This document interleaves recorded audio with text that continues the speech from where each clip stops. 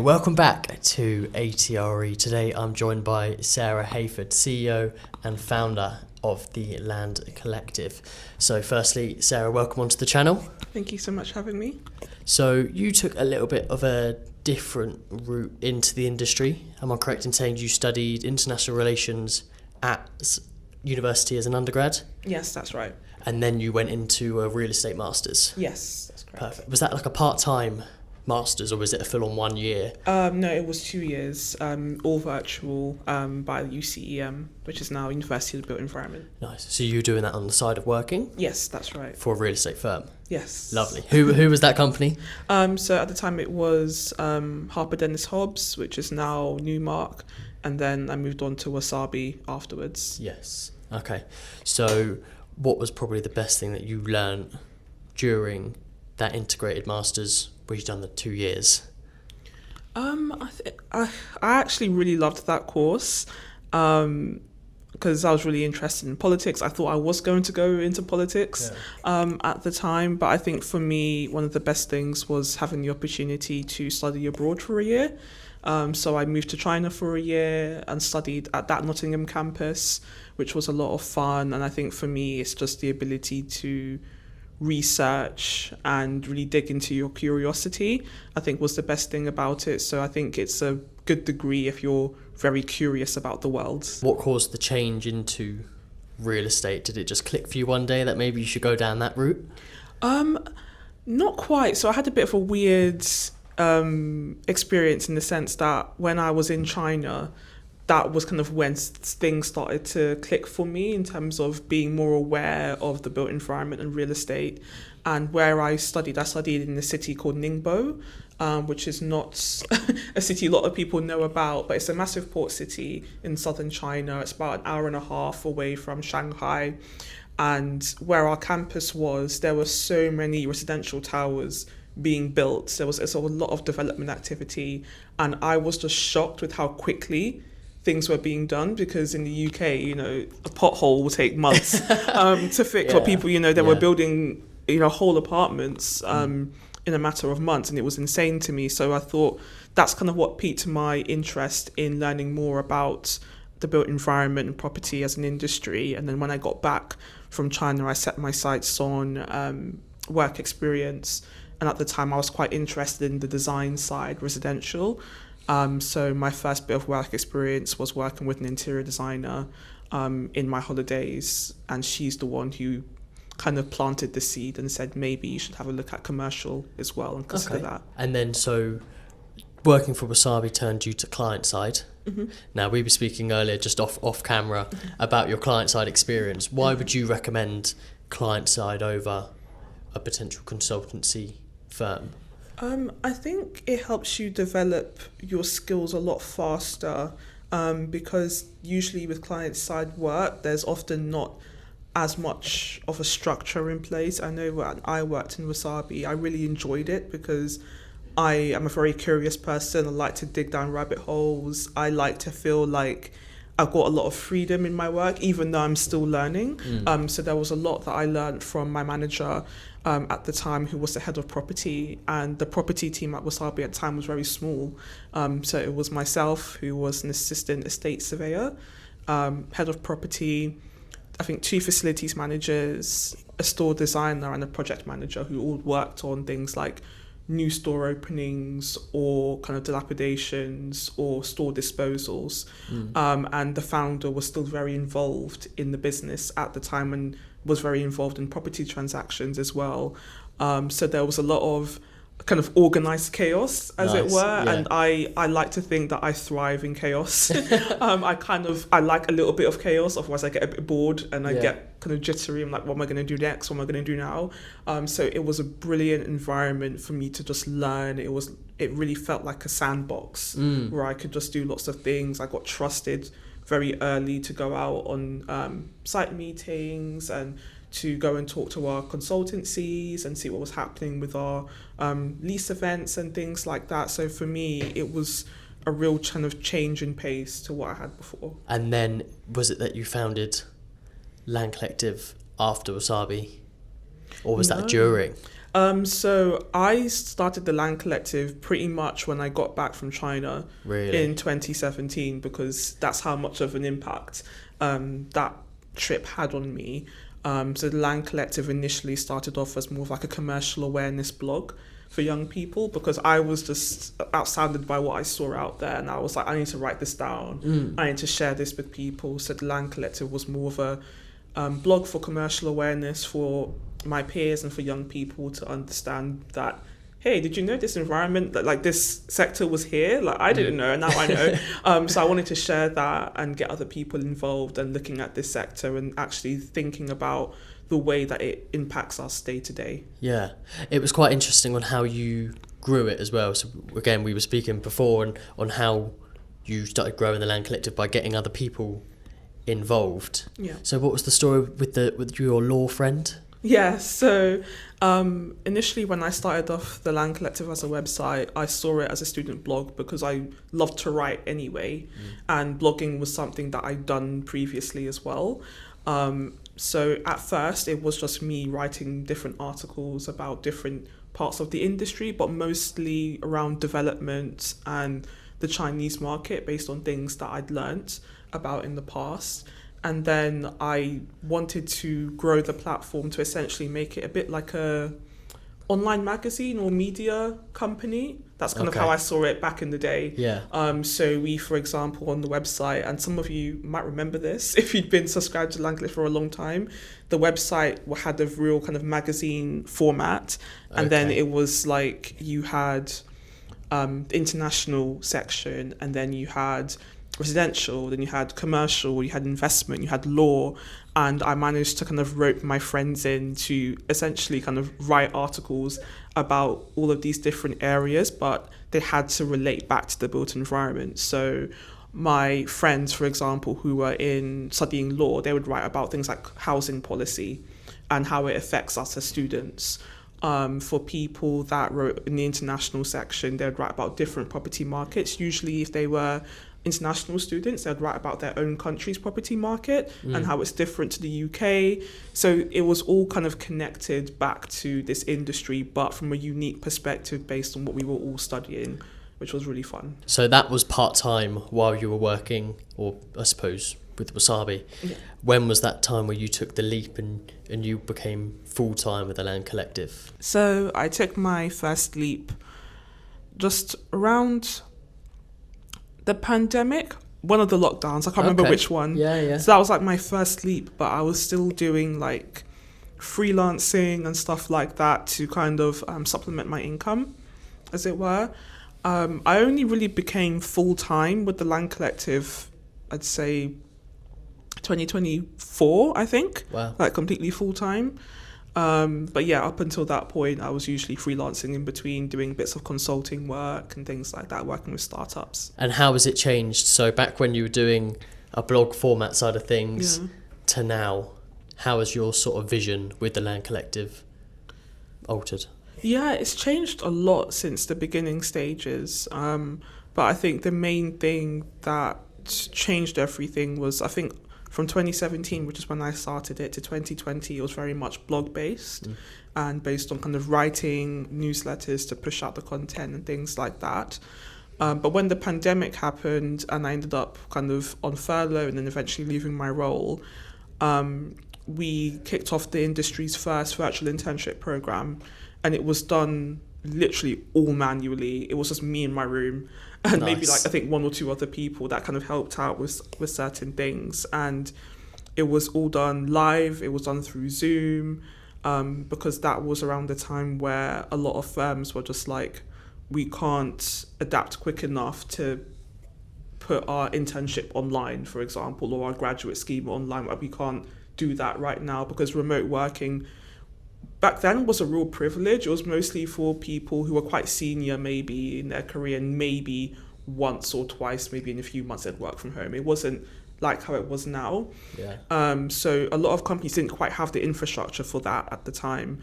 But because of how I built the Land Collective, I'd already been using Zoom and all these other things for quite a long time.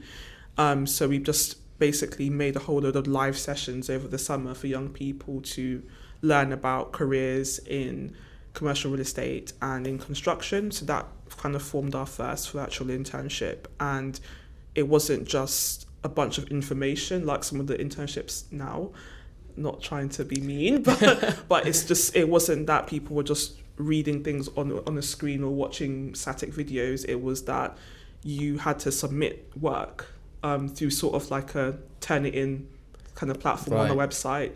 That work would then get marked and you get feedback on your work and things like that. So it was a real kind of task, but that is what kind of set us off in terms of popularity and more people kind of taking us seriously, especially young people. And that was kind of when the direction kind of changed from being just a blog to actually being about skills, employability, and awareness of the industry. So you're all about making real estate more aware for the younger generation. Yeah. So why would you think it's not pushed enough in schools? We mentioned with the careers fairs that there may have just been a construction person there. Why do you think that it's not spoken about more? I think it's a hard one. I'm not quite sure on that, but I think sometimes it's more about just general visibility with things. Like property has always kind of been an understated industry in British society, if that makes sense, because property underpins things like our pensions, like all those funds. Like we're very much about property ownership, land ownership in this country. But I think it's always been a bit of a behind the scenes thing. I don't think that often the property industry has a really visible in with government is one. I think even though this sounds a bit quite far away from the story, I think it makes a bit of sense. Whereas things like, interest rates, banking, finance, that's very at the forefront of government and policies and things like that. And I think that also relates to how we see skills and how we see things portrayed in the media, for example. Like if you watch a show on TV, a fictional show, there'll always be like, I don't know, like a guy in finance or a guy in banking, or there'll always be like this high-flying female lawyer who can't find love and all these kinds of things. You always see these tropes, but when was the last time we saw, like, I don't know, a building surveyor on a Netflix show? Like, never. Like, right? Or you might see someone in construction, but it's usually like in a, what's the word, like in a kind of spoofy way. Like the person portrayed in construction on a TV show is like catcalling a lady in the street or something like that. Yeah. So I think all of these things kind of feed into why certain sectors are not at the forefront of discussions when it comes to kind of schooling or even university level as well, why people don't understand that these tropes exist. Because I think as well it's also about what's in front of you when you grow up. Like you go to the doctor, you see your doctor, you might not see a lawyer, but you kind of know what they do. You're just like, yeah, justice. And you just think, yeah, I believe in doing what's right and people having defense. So you align yourself with those kinds of values because you've grown up with them from a young age. But with property, that's quite difficult. So all the people watching, if you could give them 3 words on why they should have a career in the built environment, what would they be?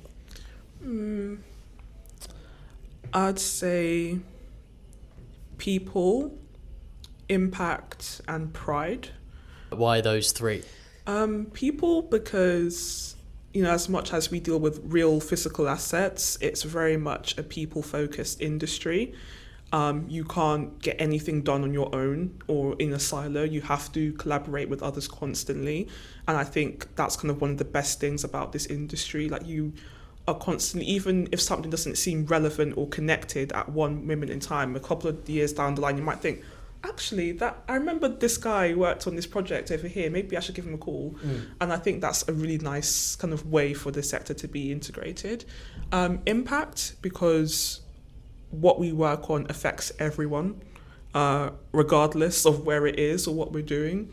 And I remember like the first place I worked in the industry, one of my managers at the time said something in passing. He was just like, oh yeah, like we're not brain surgeons, like it's not that important, like it's okay. And I was just thinking, speak for yourself. I think this is very important.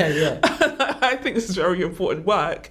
So yeah, our work affects and impacts everybody, which I think, for some looking from the outside in might look like, oh no, all property people care about is like profit and money and returns and everything, but the decisions that we make affect so many people in many different ways, even down to the direction or where you drive down the street, or if a road gets blocked off because something is going on.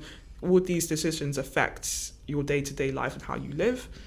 And then pride is because you're able to really kind of just walk around your city and point at something and say, I worked on that. Nice. Which is a really, really nice feeling. And I still remember the first store that I measured with my first manager in Covent Garden, and it's no longer there anymore, but of course the unit is still there. It's no longer the same store. Yeah. But I just remember walking in there and using Measure for the first time and thinking, oh my God, I don't know what's going on. And I remember being confused as hell with all the numbers, but it's still the first store I measured, and I still remember it. And I literally tell everyone, never we walk past, like, I measured that. Nice. And so it's quite nice to be able to work on live physical projects and you can literally say, like, I did that. I'd like to hear what your view is on the apprenticeship route or the standard university route. Yeah. What do you recommend? I don't recommend either. No hard feelings. I don't recommend either, like, because I went to university and I'm somebody who, despite the 2 degrees, I don't consider myself to be very academic. I'm better with my hands, I'm better being thrown into situations, and I'm a real figure it outer sorts of things. So I definitely think if these kinds of apprenticeships were around at the time, I would have pursued that. But when I was younger, the apprenticeships at the time were very much trade-based. So things like hair and beauty, or being a tradie in construction, or maybe there was some in IT and things like that. Like, I didn't really see anything like this. And even if I did see it, I would have thought it was maybe too technical for me. But it's completely different now.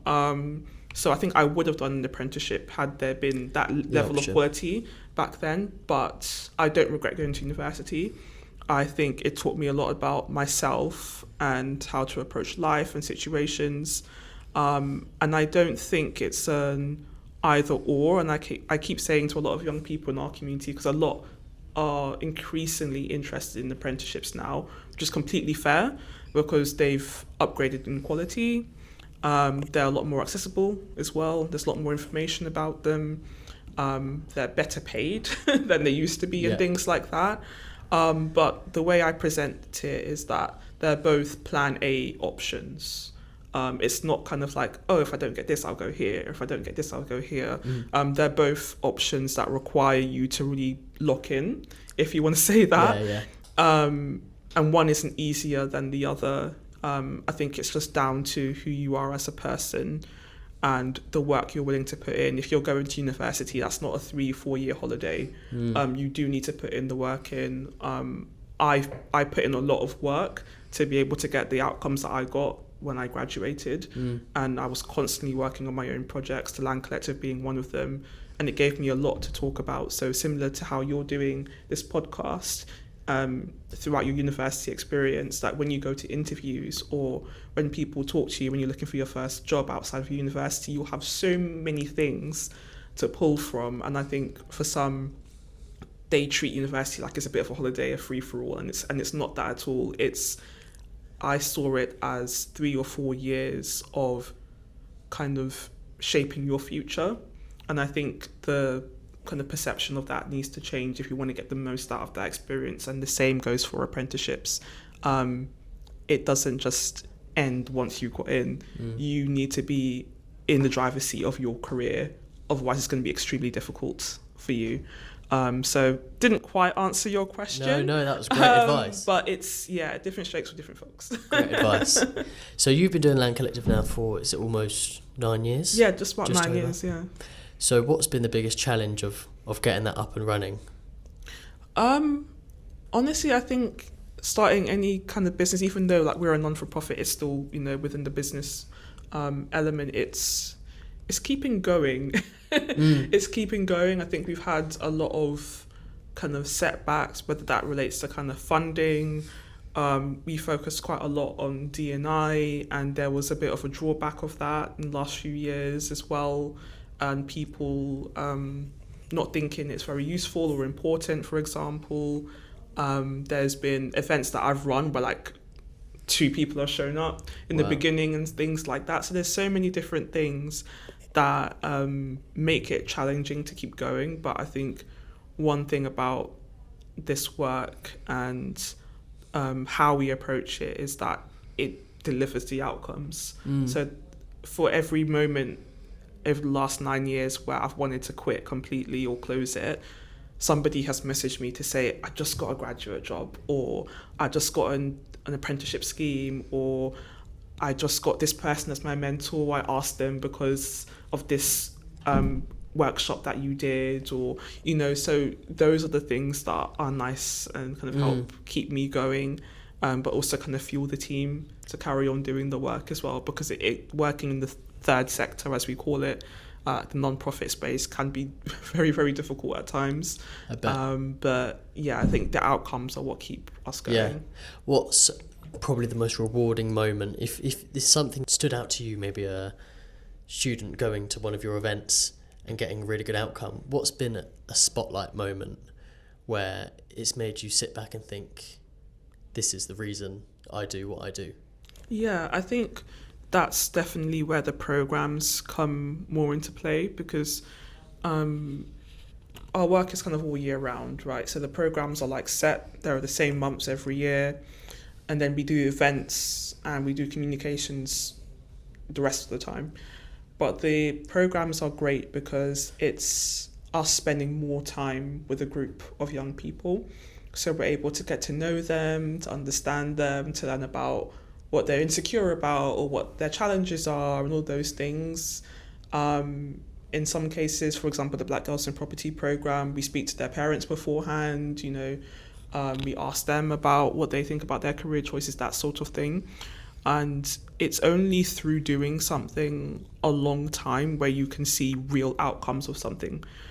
So if, let's say, I quit 3 years ago, 5 years ago, I wouldn't be able to see the outcomes I'm seeing now. So I think one of the things that stuck with me was being able to see our first real cycle. So as in, I remember the time they signed up to the first event they came to, and they were super shy, they didn't know anybody, and then they started coming to more events, and they joined the program. And then 2 years later, they joined the graduate scheme somewhere, and then now they're chartered, and then now they're associate. So that's about a 4-year process in total. Yeah. So these outcomes don't come easily or quickly by any means, but being able to actually be there when they're going through all these milestones is like, you can't buy that feeling. It's amazing to see that. And what are some of the future plans?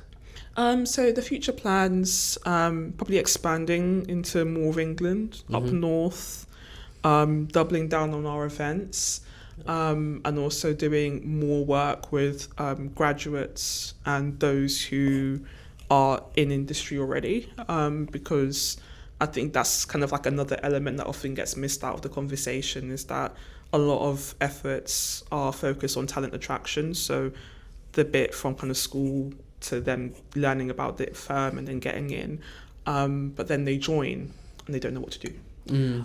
So that's another big issue that we're seeing, not just in our industry, but across the board. You know, people have come through communities like the Land Collective or at SEO London, if you've heard of them, and things like that. They get into the firm and they're just like, okay, so what do I do with my career now? Who can I ask for help? Who can I ask for guidance? So talent development is going to be another big area for us in the future as well. Do you sort of teach students on how they can reach out to professionals as well? Yeah, we usually cover that a lot in our events and workshops that are done either in person or virtually. I think a lot has changed over the few years. Like I think before, like everyone had an answer for this, but now things have changed so much. We have AI and we have all these things and all these tools which have essentially flooded the inboxes of everybody. So sometimes I do try and tell people, if you send an email about work experience and you don't hear back, don't feel personally offended by this. if you were to see the inboxes of these people, you would understand why you didn't get a response. But yeah, we do kind of workshops on things like how to reach out. We have our own work experience program as well, where we partner with different companies and we're able to give things like financial support to people going out on work experience. They're not doing it out of pocket. We also do workshops pre-work experience so that they understand the environment that they're going into and how to interact with people, communicate professionally, that sort of thing. Because again, a lot of the time with things like work experience, somebody says yes and you just go. There's no kind of prep whatsoever, and people do need that preparation. So we try and cover out the entire life cycle, as it were, when it comes to kind of work experience, internships, graduate schemes. That links sort of onto my next question. So this is a question which I've asked every guest, probably for the past 5 episodes, right? I call it the coffee chat. Okay. It's a big thing with grads messaging people in the industry. Can we go for a coffee? Build that relationship. But myself included, I didn't know what to do after that person had said yes for that coffee. So what do you expect for, firstly, the student to talk about and to understand about the other person that they're meeting, so that they can go to that coffee prepared and get the outcome that they desire? Yeah, I think that's a really good question, and it's all in the preparation and it's all in the messaging, because I've been asked for coffee chats as well from people who want to start their own non-profits or they want to know how to get into the industry, and I do try and go as many times as I can, but I am busy, so I can't always go. And I think what sets apart the students that get really positive outcomes from that and the ones that don't, or the ones I say no to, is in the prep and in the message that you first send. So if you are going to identify somebody to have a coffee chat with, research them beforehand, like, not just look at their LinkedIn, but have they written something in a property publication? How do they do their own writing? Because for example, I write a lot on things like Substack, I write newsletters and things like that. So you can see my writing everywhere. You can see what my opinions are on certain things. So before you even send that message, do some background research on them so that in your message you have something worthwhile to say. So you can say something like, okay, Patrick, I had a look at this episode of your podcast and I saw you spoke to this person and I'd love to speak to you about this, as opposed to saying, hey, I'm really interested in this sector, can I have a chat with you? Because then that seems a lot more personalised and targeted, and not like you sent this to like 50 other people. So I think having that background research is very important. Also, being as targeted and direct as you can. So I know for me and for other professionals in the industry, for example, a lot of questions we get on our inbox on LinkedIn is something like, I'm really interested in real estate. Can I talk to you and ask you a few questions? Real estate is a big sector. What part of real estate are you interested in? Because, for example, I've only worked in commercial, so I can't answer questions a lot about residential or infrastructure or construction. I can't answer that. So what are you specifically interested in? And also, what are your questions? Like specifically, like what do you want to get out of this conversation? What do you want to know? Because again, that kind of shows you that you're not just going to go to the chat and be waffling kind of thing, but you actually have a reason for this. You want certain outcomes. You want to know like exactly what you want to do. So that kind of specificity helps a lot. And also maybe a plan like for afterwards. So for example, you mentioned all those things. You mentioned, I want to know about getting into telecoms surveying. If we're just going to take a random example, these are the 3 questions I'm looking to find out answers about. And then lastly, it's because I want to apply for a telecoms graduate surveyor role in 6 months, and I just want to get an understanding of the role from people who have done that before. So it's just like a nice way to round it out, because then both of you are going in prepared into your chat and it's not just, you don't feel that power imbalance that you usually feel with coffee chats, because sometimes it just feels like you're just a student and the other person's really professional and you get a bit nervous and you climb up. But I think if you approach it like that, both of you feel like you're on level footing. So did you have any mistakes in your career which you would like to share with us all so that these people may not make those same mistakes? Yes. Any mistakes? I think when I first started my career in the industry, I was very cocky and audacious. But like, not maybe in the way that you traditionally think of confidence or cockiness. I think I kind of knew that I maybe did more than my other peers as it relates to kind of maybe researching something, but I'd be too scared to use it, which I think was a big mistake. So I remember one of my big interview blunders was with URW, so Unibail Rodamco Westfield, the group that owns Westfield shopping centres, and I really wanted that opportunity because they had a brilliant grad scheme and you got to go abroad and all these things, and it was really well paid. And I remember going to interview feeling quite confident, but I got in and I was scared. Right, okay. So I did all this research, I worked really, really hard, and then I got the call, I think a few days later, to basically say, you are so close, but we had to say no. And they gave me really good feedback, which was basically, we knew you knew what you were talking about, and we know that you've done the research, but you didn't come across confident in the interview process or in the assessment centre, even though you knew what you were talking about. And we need a bit more conviction from our employees because we're dealing with huge assets. You know? And I was just like, I understood that, but I think that is something, confidence is like a big issue, not just in the industry, but for everyone. Everyone really struggles with. So I do think that sometimes your lack of confidence when you enter certain spaces, or, you know, when you enter spaces that don't feel familiar to you, can really shoot you in the foot and make you miss out on opportunities. So I would say, as a piece of advice, to always be a bit more confident than you need to be, and make sure you use that confidence in the right way. Don't just have this kind of quiet, understated confidence about you, because people will look over you. Unfortunately, like not everyone's going to see that and think, oh, let's just take a chance.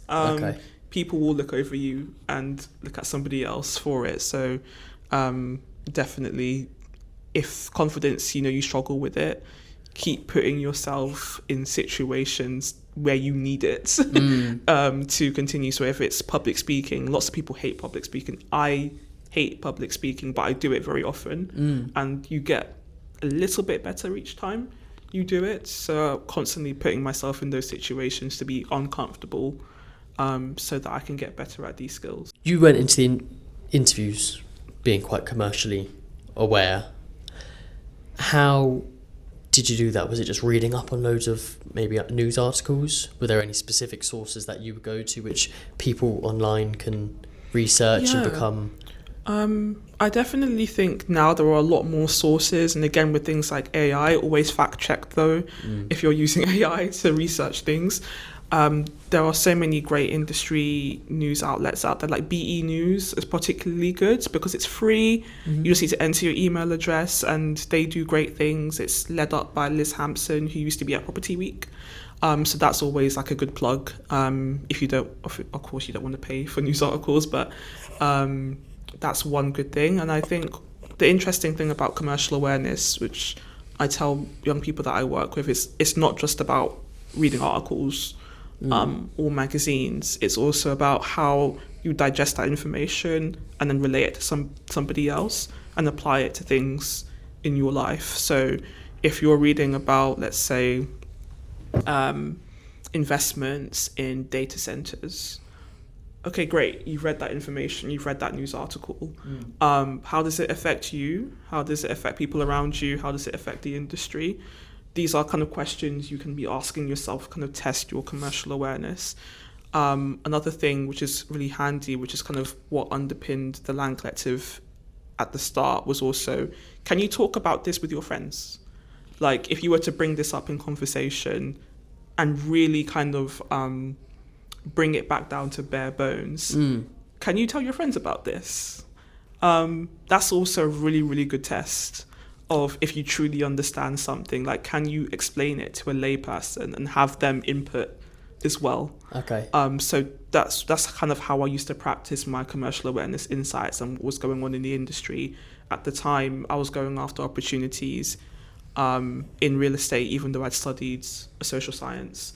And they were just like, how did you know that? And I was just like, well, internet. I studied, so that's kind of how you really practice commercial awareness, as opposed to just reading something and then relaying it to somebody else. Like, really kind of interrogate what you've read, write stuff down, annotate things, highlight stuff. What questions you get out of it as well is also another good test. So if you read an article, don't just read it and then throw it away, because especially now with all these screen times, like, we actually we forget a lot of the things we read anyway. Yeah. So a good exercise is to read something and underline things that are interesting, and then try and like write questions that you have. Fine. Like, oh, what about this? And what about that? And I think that's a habit I got from my dad when I was younger. Like, if I would tell him that I was bored, he would literally give me a newspaper and he would like read the whole newspaper, and then he would like point to like an article afterwards, be like, what's this about? And I'd have to say like what it's about. Like, he would just like read this newspaper. So it's a bit of comprehension, but I think that habit was really good actually. Okay, nice, yeah, it does well. So I'm correct in saying a side gig of yours as well is sort of advising a client on how they could improve their early career sort of programs? Yes. So what do the best ones always entail? Is it more of like a rotational thing, just getting stuck in straight away, or do you sort of help the student get used to it first and then throw them in the deep end? I think I can go on about this for a very long time, but I think the core element of a really strong early careers program is training. And I don't mean that in terms of like qualification, like the APC and things. I mean outside soft skills training. So helping you do things like work on your public speaking skills, especially if you're client focused, because you are going to be speaking to clients a lot face to face, and you need to have that level of conviction with them. Things like public speaking and all these things. But in addition to that, having quite a lot of areas of support. So whether that's like mentoring programs, sponsorship programs internally, and lastly, manager training is so important. For the people that I've seen come into the industry and then leave, it's mostly because you have like things like poor pay, toxic workplace culture, and most of that is down to your manager. Things change significantly depending on the manager you have. So you could go onto a rotational program, for example, have 4 or 5 rotations. If one of your managers is awful, that can impact your whole experience on that. So the firm being able to really pour into management is super important, making sure the managers feel supported in terms of who they're bringing into their team and how to handle a graduate or an apprentice, because some firms just don't do that. So they are unprepared, and they also need to not only, train somebody new who's very junior, who hasn't worked before, but then they also have to deliver on their own responsibilities, and it's a lot of pressure for managers sometimes. So I think having really robust middle management frameworks and training is extremely important, because that can ruin a junior person's, first few years of their career for sure, if that's not right. Grad schemes are opening September, October time. What's your advice for the students to help get them the internship that they desire? I think for me, look far and wide. So don't just look at the firms that are obvious to you. I'm not saying that they're bad in any way, but the industry is a lot bigger than the big names that you usually see on these things. Most of the industry is actually made up of SMEs. So you can actually find a lot of information about different companies on the RICS website. I think it's called Find the Surveyor. I'm not sure if they still have that on the website, but on Find the Surveyor, you can actually see most or all of the companies that are accredited by the RICS, for example. Those are also companies you could be looking at. There might even be some that are really close by to you, especially if you don't if you don't live in London and you're somewhere a bit more isolated. Going onto that website and seeing who's local to you could help you a lot in terms of other opportunities. Because also a lot of these SMEs don't have huge budgets like these big firms do. They don't have a graduate manager, an early careers person. It's just them working on their business to generate revenue and keep the lights on, sort of thing. They don't have huge marketing teams, maybe just one marketing person, one HR person, but those can still be places that you can learn and grow your career. So don't just look at the obvious options, look far and wide, and also look outside of the industry as well. That's how it kind of worked out for me. One of the reasons I ended up at Wasabi was because throughout university, I'd always worked part-time in retail. So I was really interested in retail and hospitality. So I was looking at retail and hospitality when I found the opportunity and it came to me. So if you have any other interest, whether that be sport, retail, offices, whatever, creative industries, you might be surprised at the property-related functions that exist in those. Like even in banking, they have property and real estate functions, for example. You could work in, for example, what do they call it? Like office management functions of like banks or major brands and things like that. And even though it might seem like an admin job, but you're basically keeping the place running and functioning. So little things like that, look far and wide. And when I mean far and wide, I really do mean that. I don't just mean like, oh yeah, let's add property to something, but really look as widely as you can, because you'll be very, very surprised at how interconnected property is in everything. But we know they're tough. Grad schemes, I've applied to 30 internships, landed one. Yeah. They are a hard game. Absolutely. What's your advice to the people that may not have got one this first time round? It's okay. It's fine. There are lots of different ways that you can build your skills and build your experience. And I know people don't like to hear it, but again, things like retail, hospitality, even though they're also struggling, it's hard to get those jobs as well, even. But any kind of job that gives you customer-facing experience, I think is a good thing to get as a young person, as a student. Don't be too precious on what that is.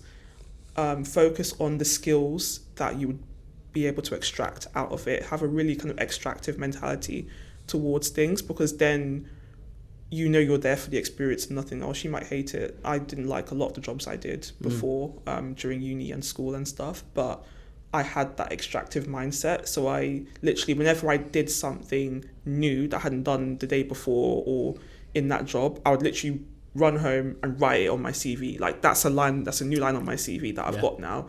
So try and think of it like that, because then you're able to really think about the skills that you're picking up in each place.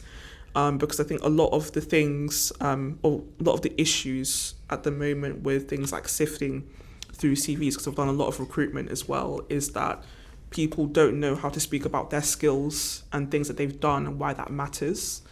So if you have that mindset where you're just like, okay, what did I actually learn here? What did I do? And actually practice writing that up, practice speaking about it in an interview, you might have a bit better luck further down the line. You won't always get your outcomes. I think when I was younger, I did an internship with CBRE. I didn't get it the first year I applied. I think I applied twice before I got it. But something like that, like I worked on myself, I worked on my experience, I built things in the time. And you know, people are building lots of things at the moment. Like speak about what you're building in your spare time. If you spend lots of time using Claude or Cowork to build stuff, like AI projects, talk about that in your CV. That's brilliant to know. So don't be shy to showcase other things that you're doing. I think I have somebody on LinkedIn who's, I think I met her when she was at sixth form, but she's like a young athlete or something, like just weightlifting. Nice. And I was just like, what? That's amazing. As in, like, she's like ranked, you know, like nationally. And I was like, how come that's not on your CV? You know, like stuff like that is really interesting. So you might think it's not relevant, but if you work on stuff in your spare time, I don't know, maybe you act, I don't know. Write that down. Like, all of these things are skills and personality traits and stuff that you can bring into your work. So yeah, don't be shy. What is one thing that all of these people can do this week to get them one step closer to the industry? That's a really good question. I would say more time needs to be spent on research and mapping out the industry. I think because we're still in our, I wouldn't say infant phase when it comes to this, but there's still a lot of parts of the industry that young people aren't aware of. I do think it's worth sitting down and spending some time researching this, even if it's just starting from the RICS website and then working your way out. So I actually do, it's a kind of my own proprietary framework that I've done workshops, and it's all about career mapping in the built environment, because I think that there are a lot of people that are stuck or focused on one side, and I'm just like, but I don't know, you have the personality or the skills to be in another different part of the industry altogether. And I think that's mostly because of the kind of, I guess, monopoly that the large firms have on their graduate schemes, their apprenticeships and things like that. We're not seeing the sector for what it truly is. And I remember one of the things I did work experience with Located, and that completely changed what I thought about the industry. I didn't know, I mean, it's obvious now, but I didn't think schools counted as property. Yeah. You know, for example. So I didn't know that DFE had, you know, this organisation that was working on developing schools. I was just like, that's insane. That's really cool. And then when I got into the industries, also I met people that were surveyors and asset managers, but they worked for clubs and night and bars and things. And I was like, that is so cool. Yeah. So it's like there's so many like nooks and crannies of the industry that you could get into. And one of the companies I think that's really great at showcasing is one of our partners called Databricks. Databricks are tech. They're nothing to do with property. They're a tech company. Very, very big tech company that most people have not heard of because they're very like much behind the scenes. But we do our insight days and we take students there because we work with their real estate and workplace team. And even though they've been around for a long time, they've got a bunch of funding, they're still like in startup mode. They operate a bit like a startup. Very, very relaxed, dress code and all that kind of stuff. Amazing offices, great food. I always go there. I'm just like, I'm going to eat so good today. But they're great because their real estate and workplace team, because their company is growing so quickly in terms of revenue and clients, like, you know, they're constantly moving to new offices. They're opening new offices because new offices, you know, usually associated with growth, business growth. And of course, when you open a new office, you need that office to be designed. You need the office to be planned in terms of spaces. Like, what is it going to look like? What's it going to feel like? What kind of desks are people going to use? And I think that's called workplace management. And that's a sector of the industry I find so interesting because it's not just about design, but it's about organizational behavior, psychology. How do people interact at work with spaces? What food should we have available? Should we just have a bunch of sweet stuff, or should we have like bananas and fiber and and it's everything to do with that. And that's kind of like the capacity that we work with them with to kind of showcase to these young people, because a lot of people might think, okay, I'm interested in tech, but I'm also interested in real estate. That kind of role is great. And lots of massive companies have workplace management teams, like Goldman Sachs, for example, massive bank. They need people to maintain their properties, to look out, like, if we're going to move, I don't know how many employees Goldman Sachs has, but let's say, if we're going to, or that HSBC recently, you know, they've have a new building in Canary Wharf, I think, that they're planning. But it's like, how do you move 10,000 people in an office space? What needs to change about your workplace environment? What needs to be better? What are we scaling back? All of these things are also property decisions. So I want people to be able to really kind of think about the sector not as a binary, but as something that is literally like a map, like a web almost. Because I think when you think about it like that and how interconnected things are, you will find a link to property somewhere. Like, it doesn't matter what industry it is. It could be that you're interested in acting and theatre. Well, a theatre is a property. Can you do something with that, you know? So that's kind of the mindset shift I'd want to happen, like, really urgently. Perfect. So we've covered a lot today. Yes. We've covered a lot. But if you could pick out one piece of advice that you would give to all of these people watching, what would it be? Definitely look widely. Look widely than you have been. Because even if you have been looking widely, I don't think you are looking widely enough.